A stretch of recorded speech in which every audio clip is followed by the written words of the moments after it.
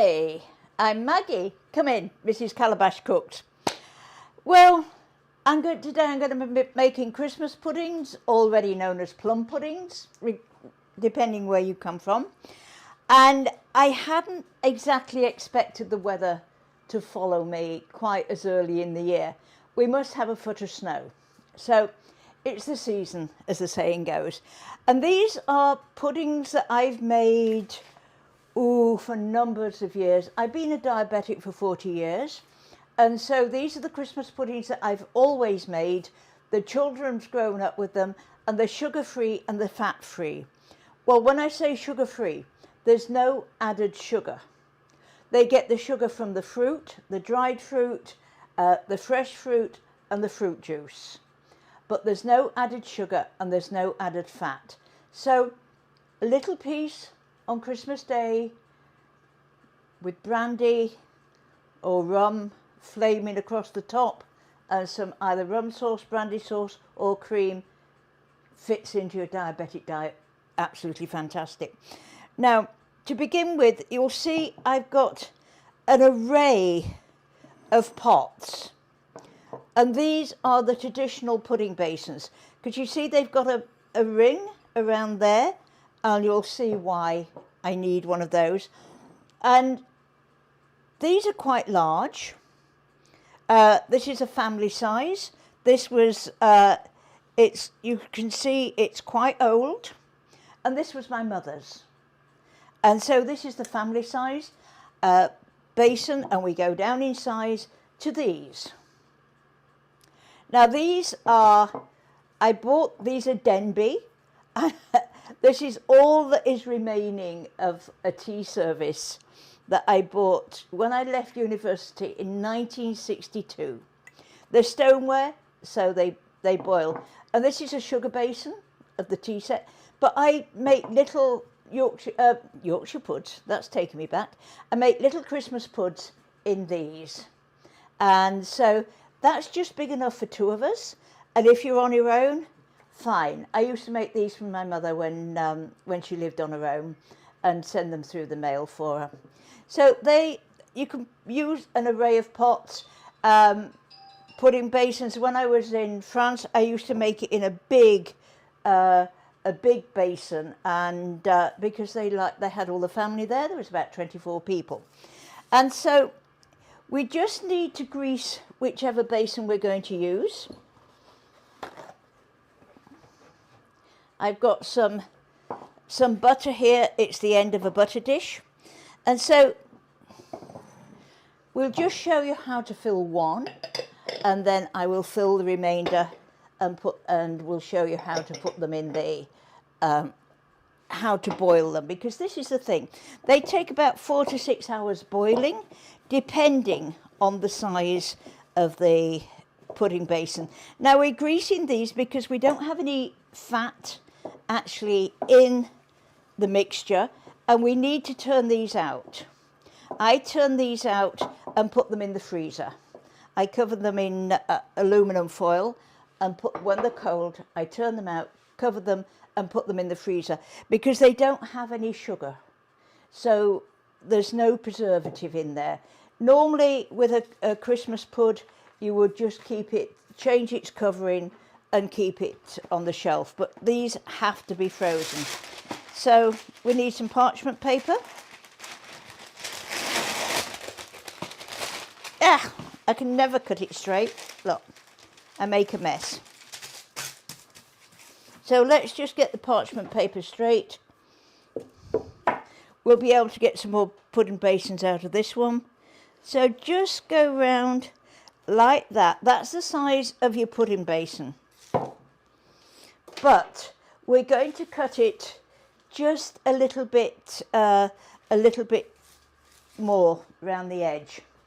I need a pair of scissors, and I'll show you why we're just going to allow a little bit extra. It doesn't have to be a perfect round.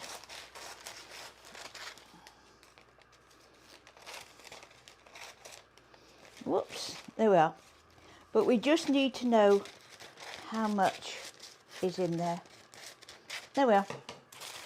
I can put that on one side. The main part of Christmas puds is getting everything together. I've got a list here, which I've ticked off, and you can see I got them ready yesterday and I didn't get those ready until today. So I need a fairly large bowl. That is my bowl. And so fruit, dried fruit. You can put any fruit in there that you like, as long as it's up to that measurement, which is 8 cups or 1 3/4 pounds. Mixed currants, sultanas, raisins. I got a little glassy cherry in there. I had a little mixed peel. Now, if you're using glassy cherry or mixed peel, rinse the sugar off first. You don't want the sugar. 2 reasons. You don't want the sugar, and the sugar can cause the fruit to sink. And make sure they're dry, because any wet fruit will sink. So we've got the fruit is in there, and we have flour, a mixture of orange and lemon juice, grated peel, which can go in there. That's the grated peel of orange and lemon. It gives a nice citrusy flavour. Now this is mixed spice. You can buy mixed spice at the store, and mixed spice has been used in puddings in England since the late 1700s, early 1800s. And I make my own mixed spice because I've got everything on the spice rack, and it's up to you what you put in there. Some people put mace. I didn't put mace in today, but I put ground cinnamon, allspice, nutmegs, cloves, ginger, and a little coriander. But if I'm using a shop mixed spice, I add a little bit more cloves, which is on the recipe, but I added more cloves into this, so I don't need to add any more cloves. So add the spice to the flour. Now my flour had been in the cupboard and it was a little bit lumpy, so I just sieved the flour first. Excuse me, we'll put that over there. I've got the fan going because we've got the pan's boiling the water and it's going to get a little bit steamy. Ground almonds. That adds moisture and sweetness to the mixture. So there's a little ground almonds in there. Mix it in. Breadcrumbs. This is fresh bread, which I just crumbed in the food processor. I've got the lid on for my apples. They have turned just a little bit brown, but they're okay. I just did those about half an hour ago. Shredded apples, eggs, milk, and a little spice rum. You can put brandy in, sherry, rum, and this is odd, a little gravy browning. This you can leave out. This is just caramel, and it adds colour because the sugar adds the colour, the nice dark rich brown of a Christmas pud, and that's the sugar which is caramelising, and we don't have that. So this makes a less anemic pudding, put it that way. And a little milk. I've got the milk on one side. It just depends how much milk I'm going to be using. Now add the flour to the, let's move that. Add the flour to the fruit and make sure that it's well covered. When I was growing up, of course it was wartime, and the dried fruit must have been very, very dry, because I remember my mother actually putting the fruit to soak a couple of days before, and then we spread it out on cooling trays and let it dry. And So you could actually infuse the raisins or the dried fruit in a little spirit or fruit juice, but make sure that they're dry, otherwise again they will sink. Breadcrumbs.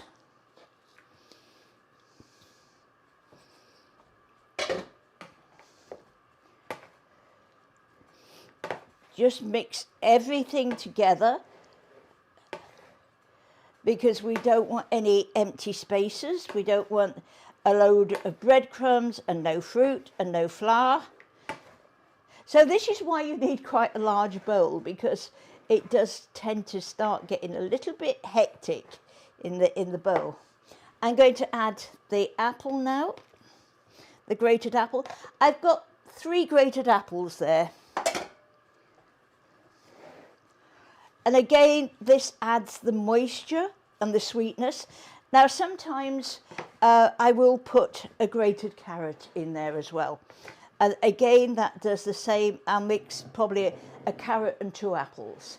And this, again, you can't taste it when it's cooked, but it adds the moisture and the sugar, because carrots have sugar in. That's why, with being a diabetic, we have to be careful how many carrots we eat. So just make sure that we don't have any clumps. This is getting quite hard work. Fruit juice. Now I've got quite a large amount of lemon juice in there as opposed to orange juice, because that just brings out the flavour of the fruit, and we don't want anything too sweet. How are we doing? Eggs. You know what? I'm going to add, look, I've made a mess. Let's take that. I'm going to add some of my gravy browning to the eggs so that it all mingles. And it's about 2 teaspoons, if I remember correctly. I normally do it by eye, being a typical cook. It's not going to come out. So what we do is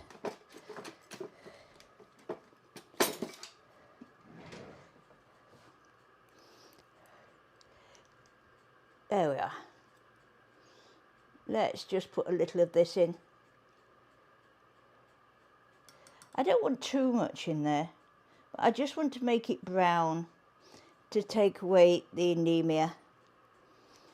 I could slip it in the microwave and soften it.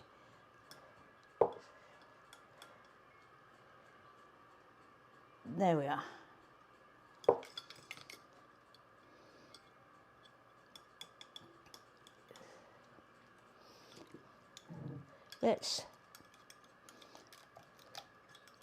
I don't use gravy browning very much. In fact, what I'm going to do, it says shake well, but mine's gone a bit too far, and then I'll throw it away. I'm just going to add a drop of water.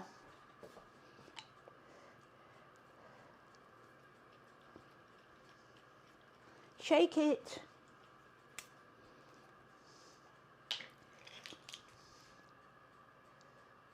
That's better. Shake it a little better. I want some of the good mixture in the bottom to come through. There we are. Give it a stir.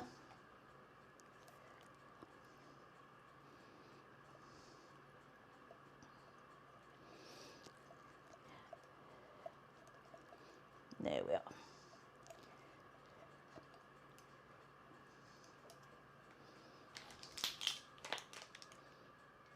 That's it. 1, 2. Let's see how brown that makes it. We can always add a drop more, but we can't take it away.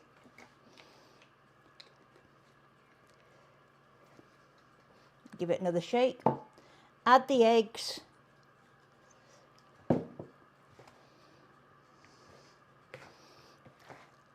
We're going to add a little milk.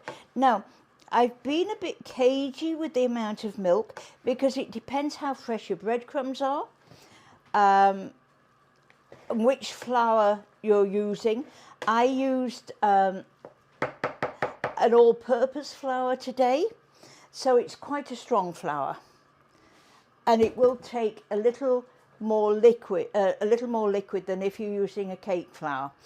And if you're making this in England or Europe, then the flours, as I said before, aren't as strong as here, so you won't need as much liquid. So it's just a question of seeing how much liquid we need. I've got a cup of milk in here.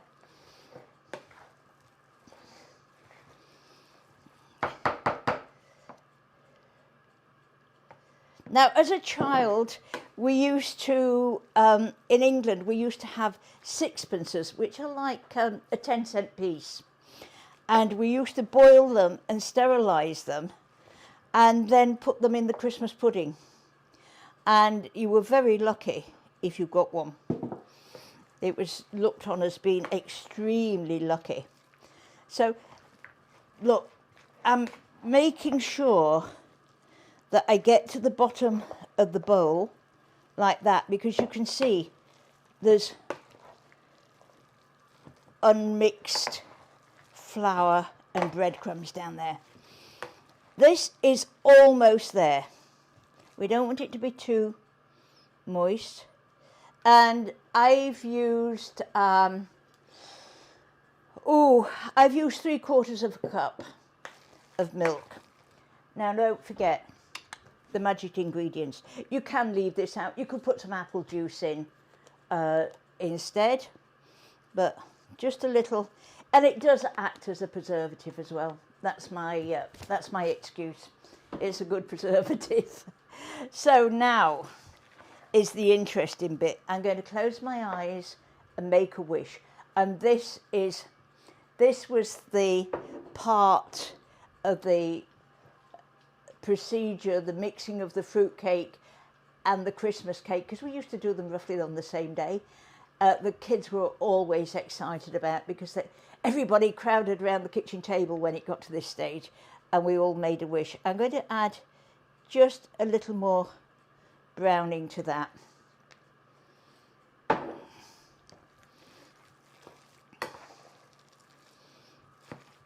There we are. Right, I'm going to make a wish. I wish a farmer's dish for. And don't dare tell anybody what you wished, otherwise it won't come true. So come on, Derek. Derek, make a wish. You've got to close your eyes and say, I wish a farmer's dish. Okay. Close your eyes, make a wish. Right. I wish a farmer's dish.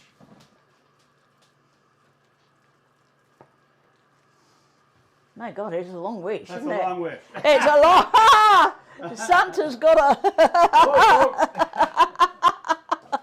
Santa's got a long wish there. Okay, so now what we're going to do is fill this bowl, push it down with the spoon like that.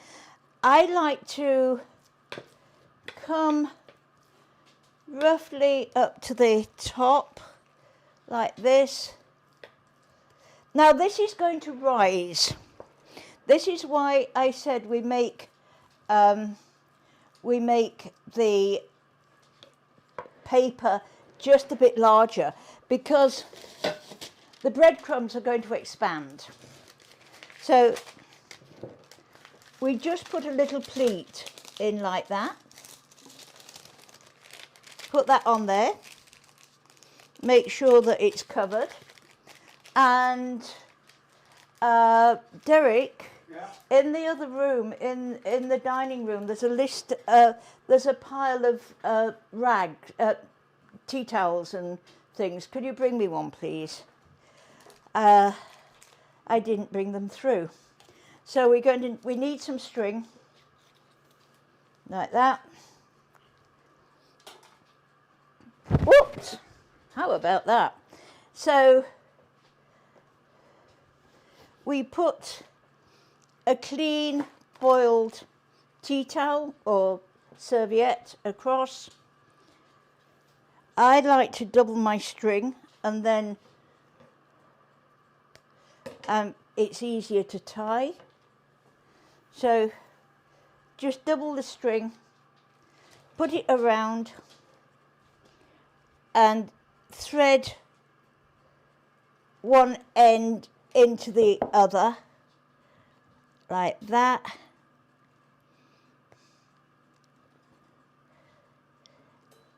And that's why you use a pudding basin. You know what? I'm going to do another piece of string. That's not quite long enough. I can use that. Now, for the little pudding basins that I have, I still put some paper on, but I cover them in aluminum foil. So you can do that. And I used to be able to buy tin foil pudding basins, but I can't find them anymore. So we just tie this round like that. Like that. And then tie this up like that. And then I'm going to fill the other basins, and then we'll put them into, I'll show you how to cook them. So I'll come back in a minute or two. Hi everybody, the puddings are cooked. I've already taken 2 out, and the small one, we're going to unwrap this one. Now be careful, this is hot and steamy, so always work away from yourself so the steam goes away, it doesn't come up and burn you. Now I had to just add water, boiling water to this for a couple of times. Now this is why we have it with the cloth round it. We're going to take it over here and just the hot, so work quickly. I'm just going to push that over there. We've got to cut the string.